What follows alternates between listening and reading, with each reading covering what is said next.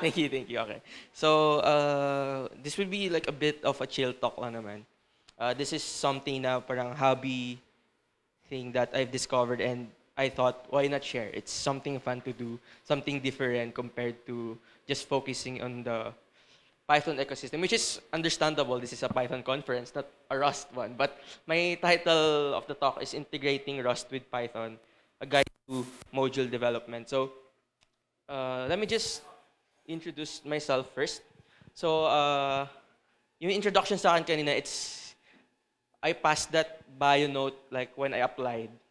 So I just resigned. So I'm now the team lead of full stack engineering of AI in NuWorks.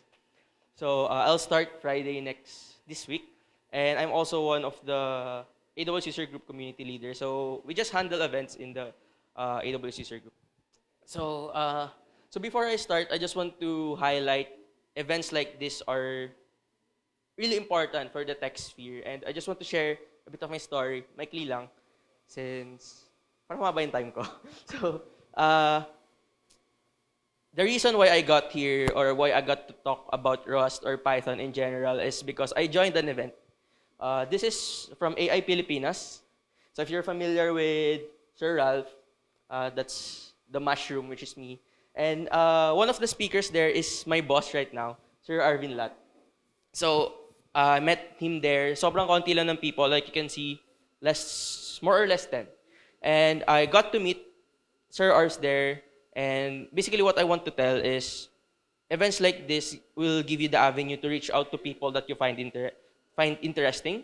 So if you think that some speakers are interesting to talk with and whatnot, and luckily for me, I met my future boss that pretty much changed my life because when I attended this event, I was a data analyst, and then I jumped as a head of data science right after because I followed some advice, right? So I want to encourage you to maximize events like this, no? So this was free, and my ROI is just my time, and I got to be a team lead, and you guys paid. So hopefully you get to meet people then, no?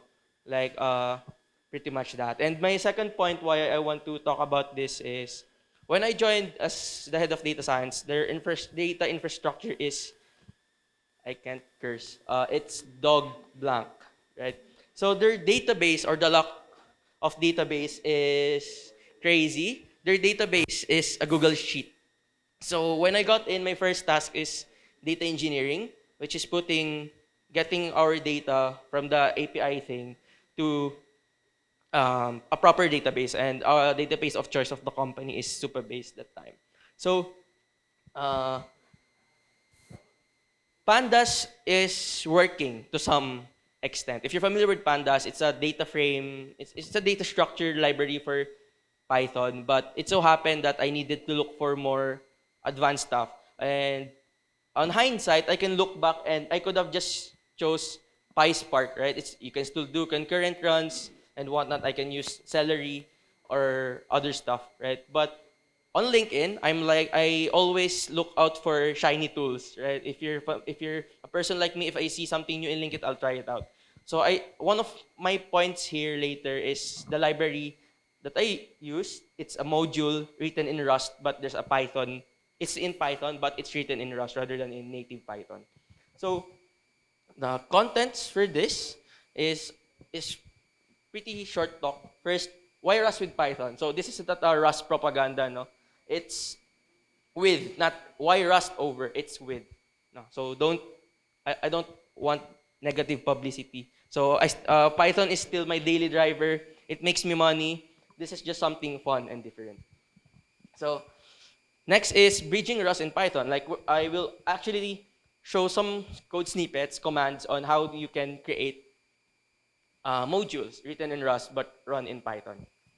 So yeah, why Rust with Python? And as you can see, my background is like a crab and hopefully a Python thanks to ChatGPT. I generated that one. So why Rust with Python? So this graph here, so you can see the blue bar which is in pandas, and The orange one is in Polar. So both of them are data frame or data structure for table-like data. So if you work in data science, it's pretty much you'll use pandas. You can I'm not sure if you can avoid it, but pretty much you'll work with pandas. No. And if you do any sort of data science tutorials, pandas will always be the first library that we'll talk about. So uh, Polars is the equivalent of pandas, but it is again written in Rust. I saw it in LinkedIn and tried it out. So again, in this context, I'm mostly talking about data stuff, data processing tools, because that's my job when I was creating this stuff. So I saw some fun libraries that are mostly focused on development, which I'll share later as well.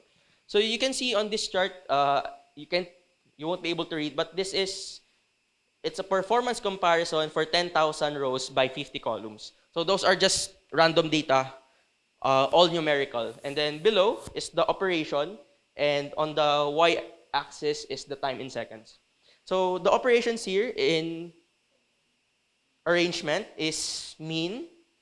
What's this? I can't read it. Sum, filter, group by mean, and join. So in a data set where you just have 10,000 rows and at most 50 columns, pandas is still really good. If you're familiar with pandas, just stick to it. If you don't see your data set growing bigger than 10,000 by 50, stick to pandas if you're familiar with it. Because as you can see, in mean and sum, filter, and join, pandas is still really good. But this is just where polars is a lot better, which is group by mean.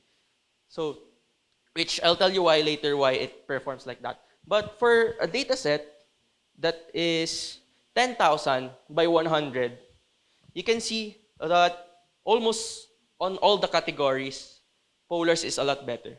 But it is a bit of an unfair comparison because their characteristics are a bit different compared to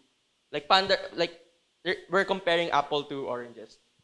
So it's an unfair comparison, but it's because that's how their programming language of creation is. It's the characteristic of the programming language, which is Rust. So pandas is always better, which I didn't find the reason why. Pandas is always better in filter, like in SQL, no. Select all where age is equal to something like this. That's the filter one. So in that end, pandas is always better. We'll see more examples later. So on this one, this is 50,000 rows by 50 columns. So again, polars is still better in most aggregations, like summing all the values, taking the mean of all the values, grouping by to some categorical value and getting the mean, join. But still on the filter, pandas still a lot better. And I also tested it in a 3D dimension because I just want to check if it will still be a lot better. So this is 10,000 by 100 by 5. So still the same pattern that we see. And these are the reasons. So the memory model of polars that is written in Rust is using Apache Arrow. So Apache Arrow is columnar. So if you're familiar with columnar, you can easily take the sum of a column without looking up row by row. So that's the columnar format, which is I think Parquet is also using. So if you're doing analytics and you're doing a lot of aggregations, like taking the sum of, or taking the average age in this city, taking the sum of the population in different countries in Asia, columnar storage is a good memory model. So in this case, just by this model, polars will already be a better option if you're doing aggregations because it's columnar and it will just take the sum of all the columns without doing it row per row. Because if you're doing it like a tabular format, just like in pandas, it looks it up row by row. So it will check, is this the age column, put it somewhere, go to row 2, take the total sum. Something like that. So these are the other characteristics of polars, which I copied from their GitHub. So it supports lazy and eager execution. So eager just means that if here are the set of task that you need to do it immediately.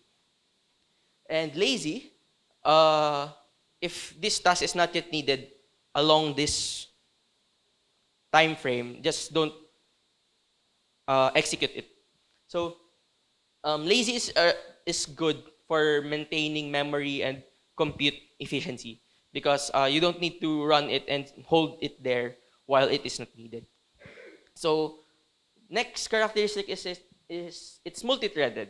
So again, that's why I mentioned it is an unfair comparison because Polars is multi-threaded by default, which is a characteristic of Rust itself.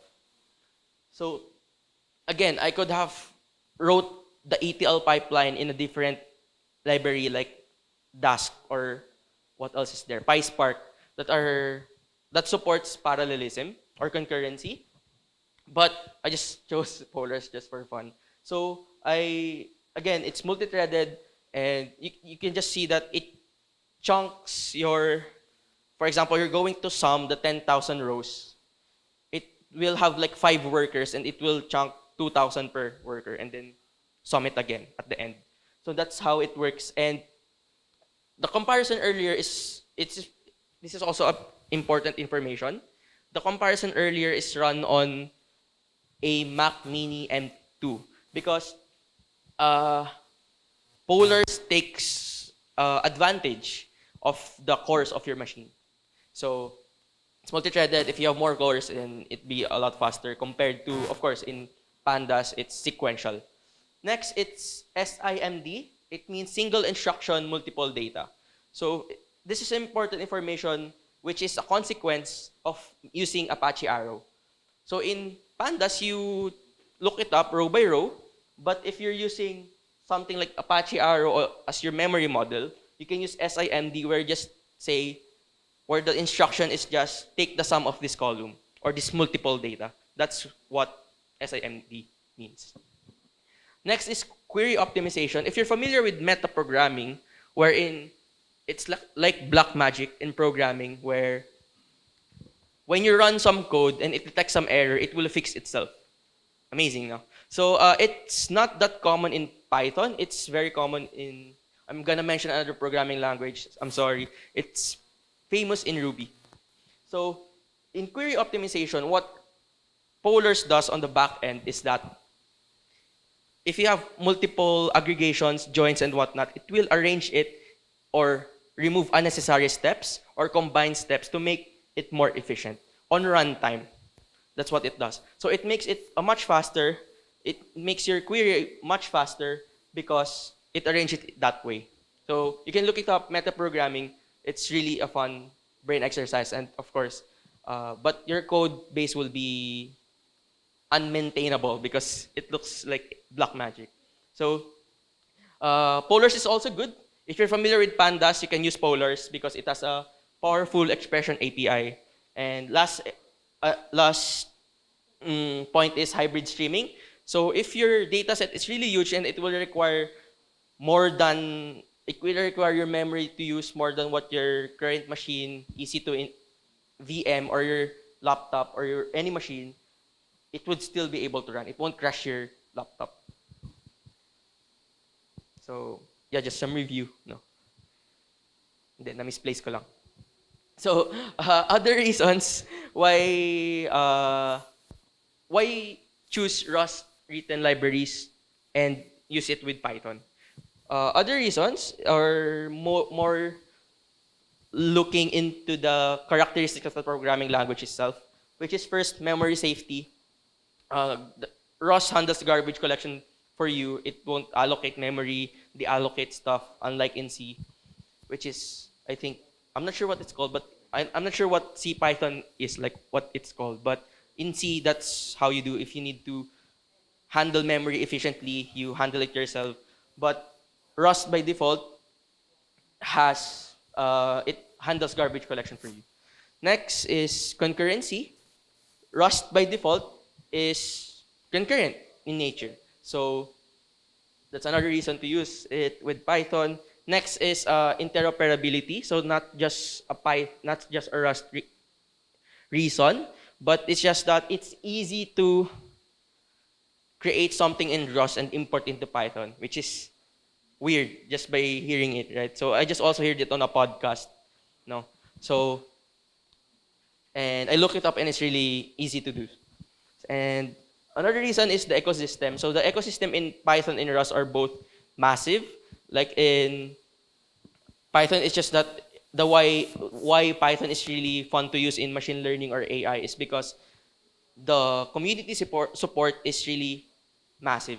And it's easy to build things because there's a lot of people using that tool and contributing on it, like open source tools.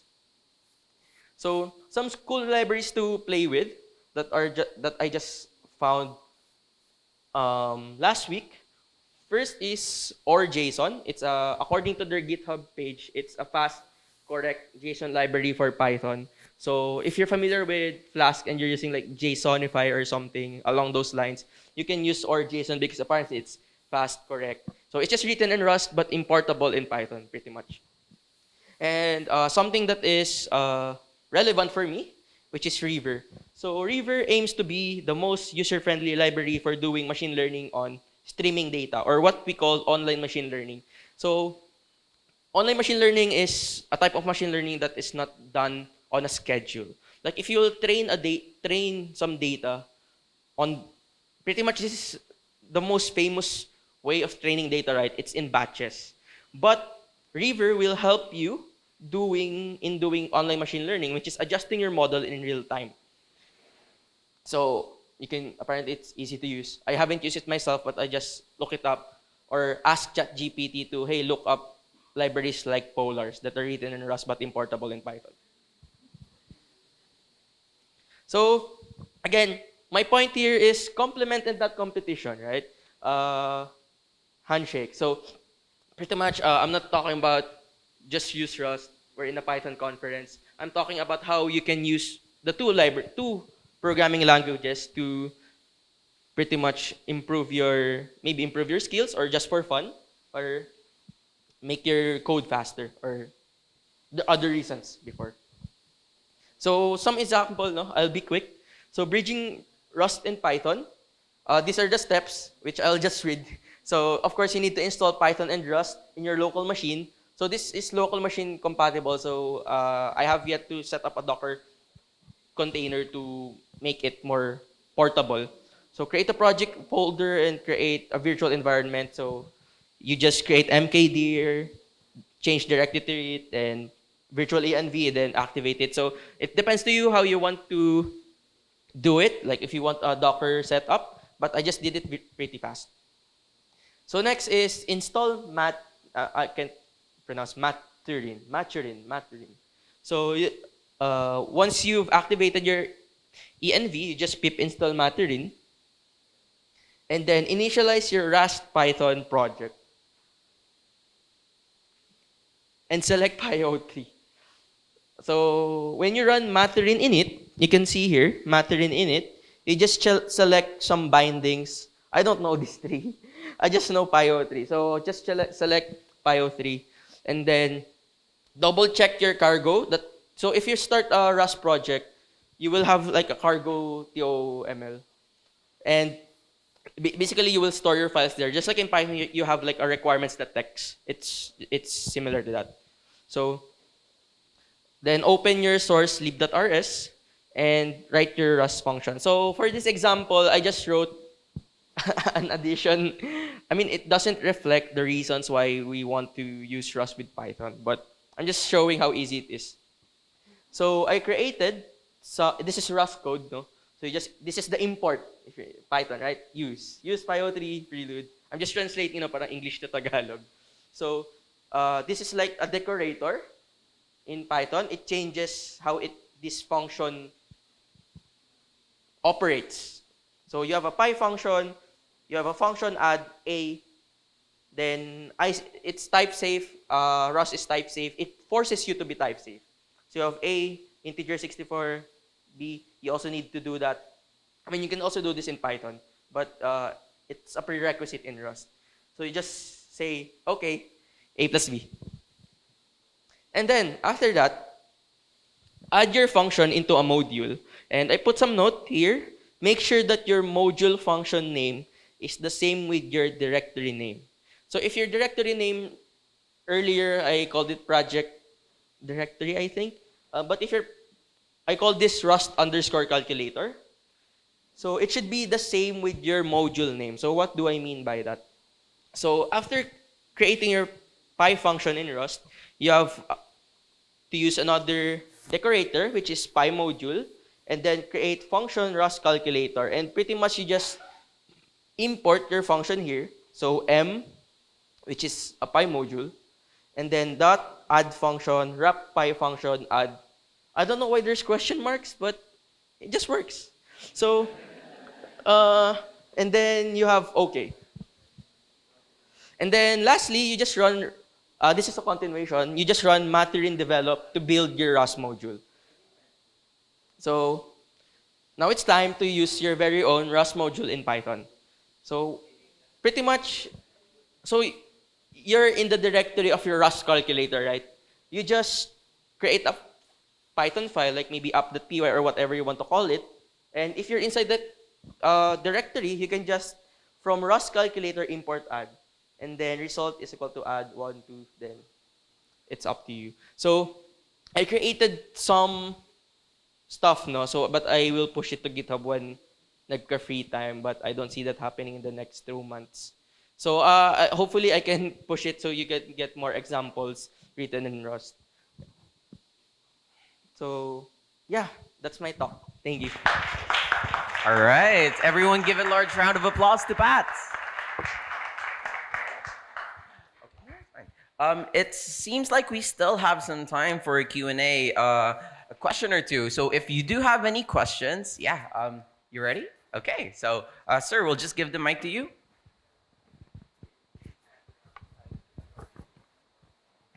Hello. Yeah, just a question. From your comparison with pandas versus polars, did you use just the single-threaded version of pandas, or did you use like Dask and see how it compared? And maybe out of curiosity, did you check with say QDF versus polars? Yeah, so as I mentioned earlier, it's an unfair comparison because I just used like the base version of both, which is like a lazy experiment to do. So yeah, to answer your question, I didn't use other like parallelism or concurrent libraries to put on top of pandas, but yeah, that would be a better comparison to do, no? Like both similar characteristics, but I just like the vanilla version of both. Next question. All right, that's a good one. Okay, so yeah, I'll be handing off the mic, but for the next Q&As, we'll be asking the questioners to move to the center, so it would be easier to know the order. But the question is? Hi, I'm wondering how come you used Ruby, the programming language, and not other languages out there? I mean, sorry, Rust. Oh yeah.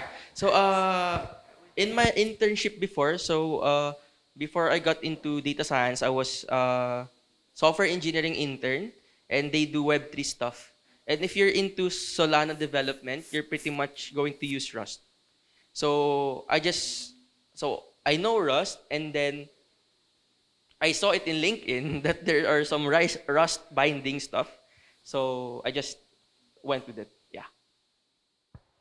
All right. Well, unfortunately, that is as much time that we have for the Q&As. But if ever you do have some questions to our speakers, you can ask the question via our Discord channel, Track 2 Day 2, or you can kindly ask them for their time later on during the socials. Now, before we transition to the next speaker, a large round of applause to Pats once again.